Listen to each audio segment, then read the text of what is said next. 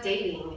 I'm your host, Lien, and today we have our special guest, Jenny, and our co-host, Hey, Tamir. I'm Russell. And today's subject is women that are single wearing wedding rings. Would you talk to them? How would you know? I mean, what do you think about it? What do you think about it?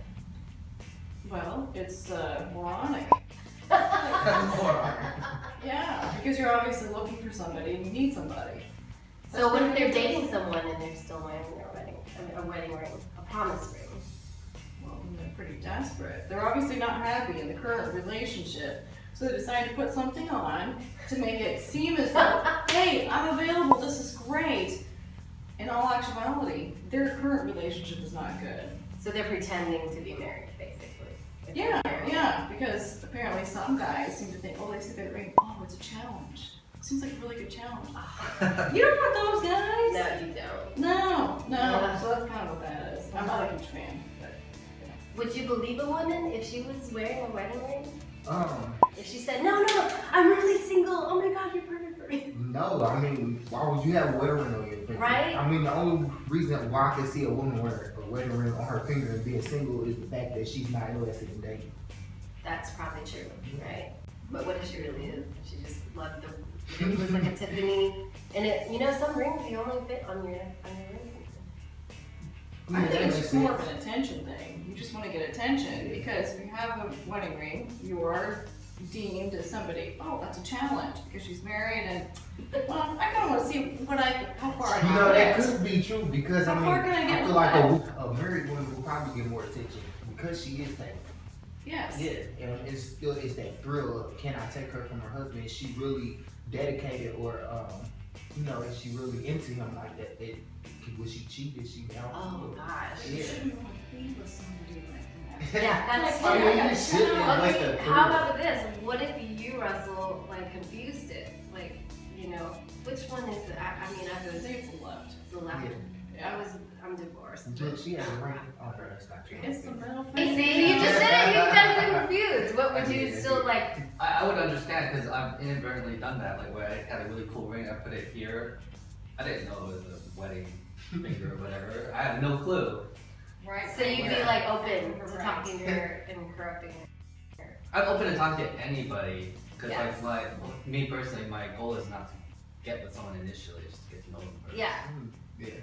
So Yeah, would would you you want to find get this to know somebody who's married even though you're not there for dating? I mean, I It wouldn't. doesn't matter.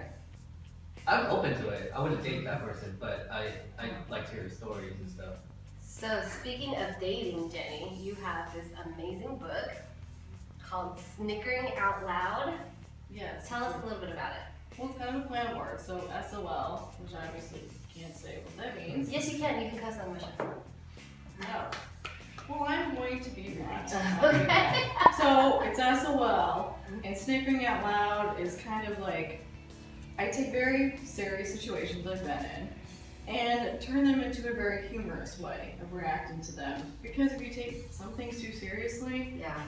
well, that's when you get who likes to be sad and depressed, right? I don't really enjoy it. So I turn into humor, and you more than likely will snicker at some of the serious situations rather than laughing out loud because you're like, kind of bad, but this is kind of funny. I don't know. So you kind of snicker, it's like a giggle. I don't know. One of those things. So it's a life history of dating, and then at the very end, it's about tips and that kind of stuff. But it's presented in a very entertainment purposes. Where can they find your book? Amazon and BarnesandNoble.com. Awesome. And also, I just want to talk about how awesome you are. Let's see, you're so many things. You grew up on a farm, so you can kick some ass. You're don't get me, I'm sorry if I say this wrong, scientist, research science, right? Tell me about your research science. Yes. So I'm published in ARVO and ILBS, and we dealt with finding the correlation between the eye and the immune system. So we found out, hey, they're correlated, big surprise, that kind of thing. So it's the very nitty gritty of it, that's what it is. In layman's terms, it's the easiest way to describe it. So yeah, worked in a lab and worked with rats and gave them cancer, which sounds terrible, but the rats, they're they're not higher primates, so, you know, they don't really have the emotional and mental capacity to understand what that is, so. So how does the immune system affect the eye? Like how can you improve your health with that understanding? Well, so it's always been thought that, say if you like scratched your cornea, the immune response was different in your eye than like say if you scratched your forearm. I see. So what we found is that it's the exact same response. Oh. So that's what it was. So like whenever you get LASIK, you don't go under, you don't have anesthesia and that kind of stuff because you don't have the nerve endings, you don't feel the pain in your eyes. And I think that's why it was kind of, don't quote me on this, but I think that was kind of part of the reason why people thought, hey, well, it shouldn't react the same because you don't feel it here, but you feel it here. Like, oh. So, yeah, if it's if you have a scratch in your eye, it's the same thing as when you get a scratch in your eye. Same cascade You system. have a big part of that.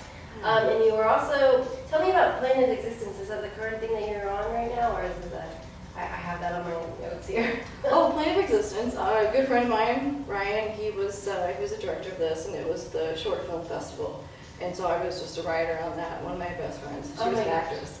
There's so many things that Yeah. you do, and it's such a treat to have you on our show. Well, Thank you that's very nice so of you. much. Thanks y'all for coming out to another episode of Exo Dating, and thanks y'all for tuning in. Please subscribe and rate us on YouTube. My name is Lee, signing off for another episode.